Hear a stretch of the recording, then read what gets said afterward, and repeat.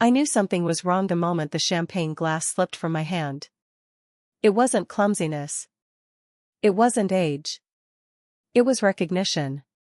A face across the room, half in shadow, half smiling politely, reached into my chest and pulled me backward through time. 7 years dissolved in an instant. The party hummed on without me. Strings of white lights swayed over the garden, laughter carried like music, and Sarah, my daughter, glowing in a dress the color of dawn, was introducing her fiancé to her friends. She didn't see me staring. She couldn't. My body had turned to stone.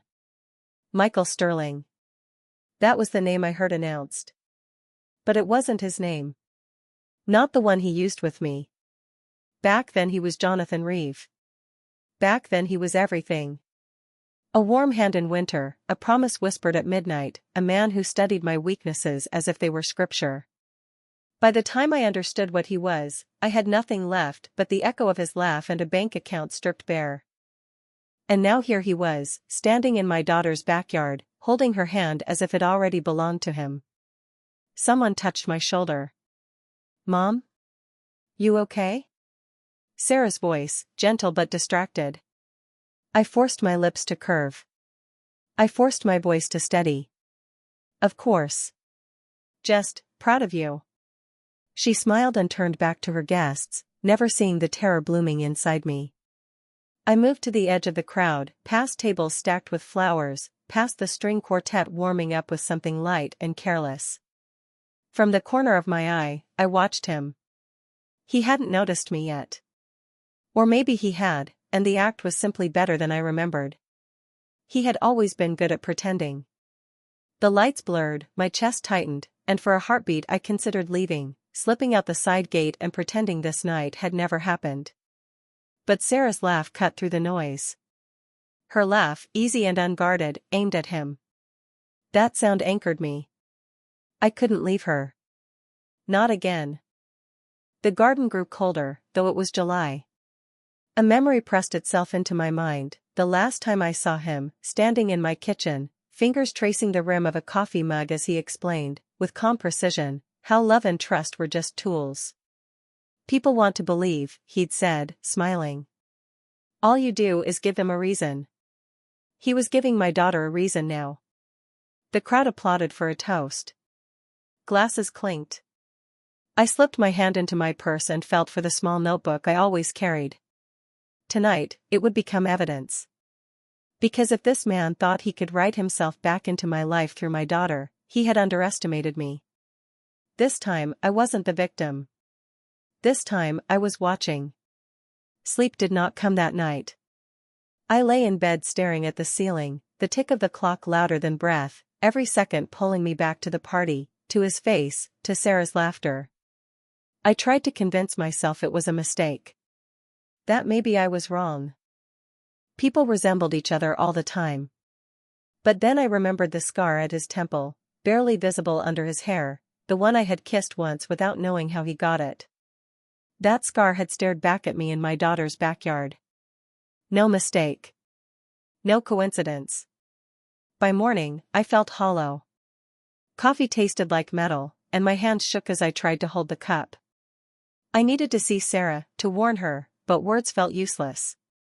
What mother says, "Your fiancé is a predator who once destroyed me"? What daughter listens? Still, I called. She answered cheerfully, her voice full of wedding plans and flower arrangements, as if life were nothing but bright fabric and candlelight. I almost envied her. Almost. But then she said, "Michael wants to take us to dinner Friday. Just the three of us. I think it's important you two get to know each other." My throat tightened. She didn't know she was inviting me to dinner with a ghost. Of course, I heard myself say, though every instinct screamed otherwise. "I'll be there." After the call, I opened the drawer where I kept an old folder. Inside were papers I had promised myself never to look at again, bank statements drained to zero, copies of emails full of apologies and lies, a police report that went nowhere. They were the wreckage of Jonathan Reeve, the man now calling himself Michael Sterling. I studied them until my eyes blurred. The world says you heal after betrayal. That's not true. You patch yourself together and hope no one notices the seams. But seeing him again had ripped the stitches wide open. That night, I dreamed of Sarah at the altar. Her veil was white, her smile radiant, but when the groom lifted his head, it was his eyes I saw, those same cold, delighted eyes. I woke with a cry and found my hands gripping the sheets so tightly my nails had torn the fabric. By Friday evening, my resolve had sharpened. If he thought I would sit across from him and play the polite mother, he was mistaken. But I also knew I couldn't expose myself too soon. He thrived on power, on knowing his effect. My only chance was silence and observation. I dressed carefully, choosing a dark green blouse I knew brought color to my face, masking the sleeplessness. In the mirror, I studied myself. A widow, 65, lines of age etched like rivers down my cheeks. But also a survivor. When I arrived at the restaurant, Sarah waved me over, her hand entwined with his. He stood to greet me, tall, composed, a smile stretched perfectly across his face. "Mrs. Hartwell," he said smoothly, extending his hand. I took it. His grip was warm, steady. Too steady. And in that moment, looking into his eyes, I knew the game had already begun. Dinner began with laughter. Not mine, of course, but Sarah's, bright, unguarded, the way she used to laugh as a child when I pushed her on swings. Now that sound landed like a blade, because every note was given to him. Michael ordered for the table, leaning across the menu as if he'd known our preferences for years. "The halibut is excellent here, Mrs. Hartwell. You'll love it." His smile never faltered. I wanted to spit the words out, "I know who you are. I know what you did." But Sarah's hand rested lightly on his arm, her eyes glowing. Any accusation here would look like madness. So I played the part. I sipped wine, I smiled at Sarah, I nodded at his hollow anecdotes about traveling for business. But inside, my chest burned. And then it happened. He leaned forward, glass in hand, and said with casual ease, "Trust is everything, isn't it? Without it, what do we really have?" The sentence was a knife. He had spoken those exact words to me once, in a different restaurant, on a different night. Back then I had believed him. Now he was recycling his poison, and my daughter was drinking it like water.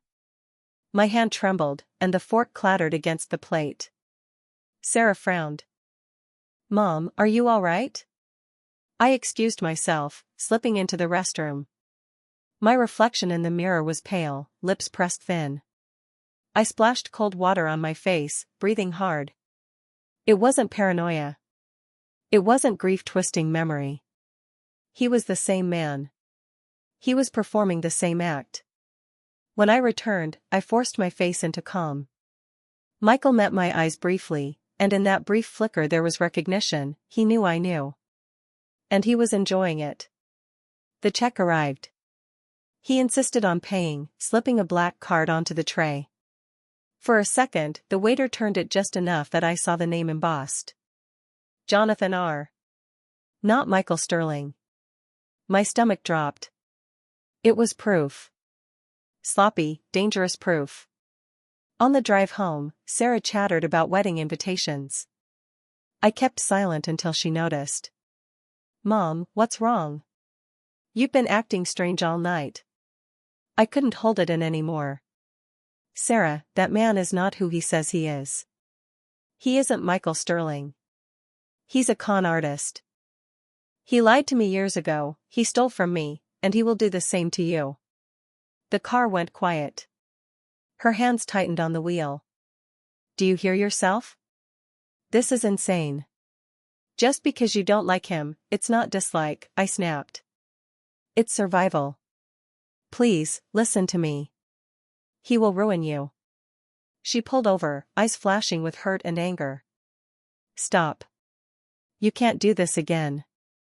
Dad's gone, and now you want to take this from me too? You can't stand to see me happy, can you?" Her words cut deeper than his ever had. I opened my mouth, but she was already shaking her head. "If you can't support me, then maybe you shouldn't come to the wedding." The night air poured into the car, thick and cold. My daughter drove off, leaving me on the curb with nothing but the sound of my own heartbeat.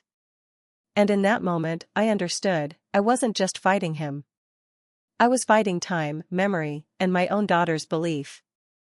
The real danger had already taken root. The days after that argument felt like exile. Sarah stopped answering my calls, her texts short and clipped. I told myself it was only temporary, that once she cooled down, she'd come back. But in my chest, I knew Michael had already driven a wedge too deep. I couldn't sit still. Every hour she spent with him was a risk.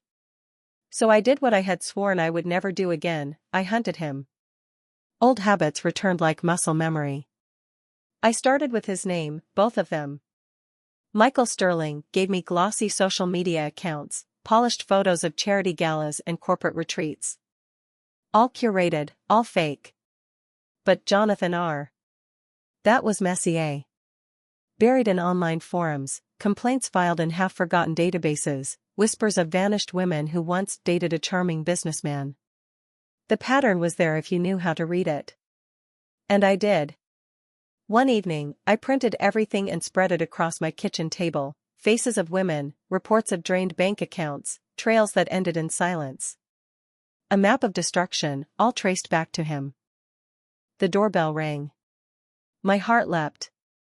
When I opened the door, a man in a brown jacket stood there, holding a business card.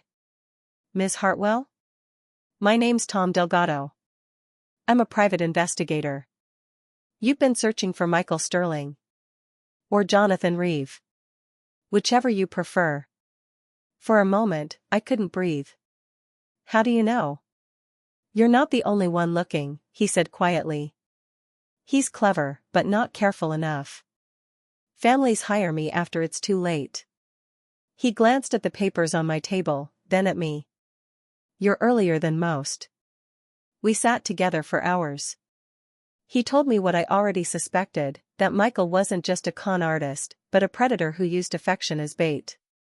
People think it's about money, Tom said. It isn't. It's control. He likes breaking people down. The words landed heavy, because I remembered the way Michael had once smiled when I begged him to explain myself, when I realized the life I thought I had built with him was dust. That smile had been satisfaction. What do I do? I asked. Tom hesitated. You can warn your daughter again. But she won't believe you, not without proof. We need him to reveal himself. A plan formed, terrifying in its clarity. I had to step back into his game. Give him the chance to think he had me under his spell again. Let him slip. But fear twisted through me. I was 65, no longer the woman I was when he first dismantled me. What if I wasn't strong enough this time? What if, by trying to save my daughter, I walked straight into his trap? Tom's voice cut through. He's done this before. Some women didn't walk away. If you wait, your daughter could be one of them. Silence filled the kitchen. I looked down at the photographs spread across the table, their faces, their unfinished lives, and then at my daughter's smile in a framed picture on the counter. The choice was unbearable, but also unavoidable. I would go back into the fire. The night of the rehearsal dinner came heavy with heat, the kind that clings to skin and makes every movement feel weighted. I had not been invited, but I went anyway. Tom parked 2 blocks away. Remember, he said, voice low.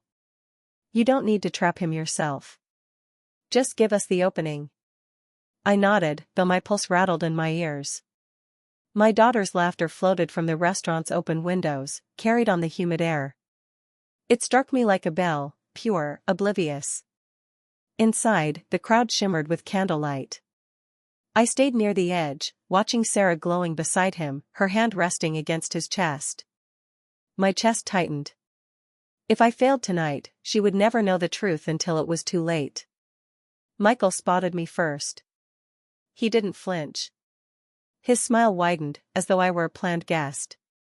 He raised his glass in mock salute and threaded through the tables toward me.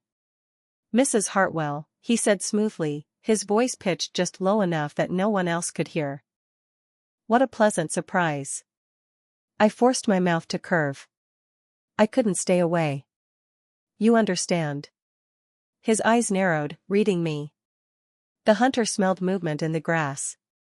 He leaned closer. Why are you really here? My throat tightened, but I remembered Tom's words, make him talk. I let my voice shake, just enough. Because I know what you did to me. And I won't let you do it to her. For the first time, the smile cracked. Not gone, but thinner, strained. You're confused, he whispered. Age does that. You see ghosts where there are none. I held his gaze. Then explained the card. Jonathan Reeve. Does that ghost ring a bell? For a flicker, he froze. And then, almost imperceptibly, he laughed. Not the social, charming laugh. The real one, sharp, cruel, private. You always were cleverer than you looked, he murmured. But not clever enough. Before I could step back, his hand brushed my arm, a light, possessive touch. To anyone else, it looked tender. To me, it was a warning. Sarah appeared suddenly at his side. Mom? What's going on? Her voice was bright, but her eyes searched mine. I wanted to shout, run. But Michael spoke first, warm as honey. Your mother's upset. Old memories. We were just clearing the air. Sarah's gaze flicked between us. And then something happened, something I hadn't expected. She didn't smile. She didn't scold me. She simply said, softly, I know. The floor tilted. You, what? Sarah's hand slid from his arm. Her voice was calm, deliberate. I know who he is. I've known for weeks. Michael blinked, his composure cracking. You think I wouldn't notice the stories don't add up? Sarah said, louder now, so others began turning toward us. You think you're the first man to try to play me? My daughter's voice, strong and steady, filled the room. My knees nearly gave out from relief. And in that fragile, breathless instant, Michael Sterling, Jonathan Reeve, was no longer the hunter. He was cornered. The room fell into silence, the kind that makes every sound sharper, the scrape of a chair, the clink of a spoon left too hard on porcelain. Michael's smile was gone, his face stripped bare. For the first time, I saw what he really looked like without the mask, not charming, not magnetic, just hollow. Sarah stood a step away from him now, her arms folded across her chest, her chin lifted. You thought you could bury what you did to her, she said, tilting her head toward me. You thought I wouldn't check. But you underestimated us. The whispers around the tables grew louder. Someone pulled out a phone. Someone else quietly slipped toward the door. The perfect party was unraveling thread by thread. Michael's eyes darted, calculating exits, weighing options. He leaned toward Sarah, his voice low, urgent. You don't want to embarrass yourself like this. Think about what people will say. But Sarah didn't flinch. I'm not afraid of shame. You are. And then Tom appeared at my shoulder, silent until now. His presence was steady, immovable. He spoke firmly enough for the crowd to hear.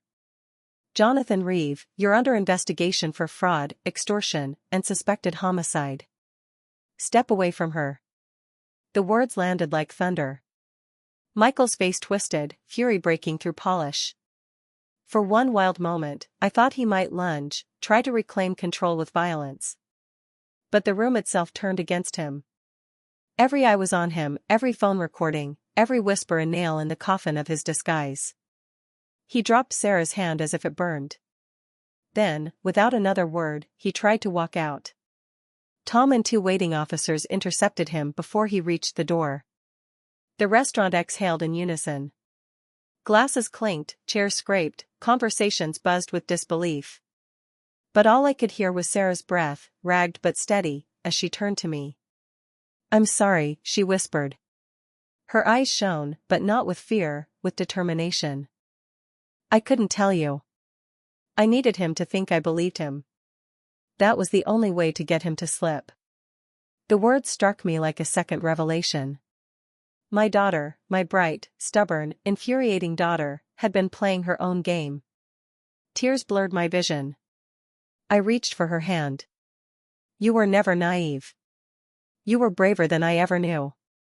She squeezed my fingers. We both were. Outside, the night was cooler, the storm finally breaking.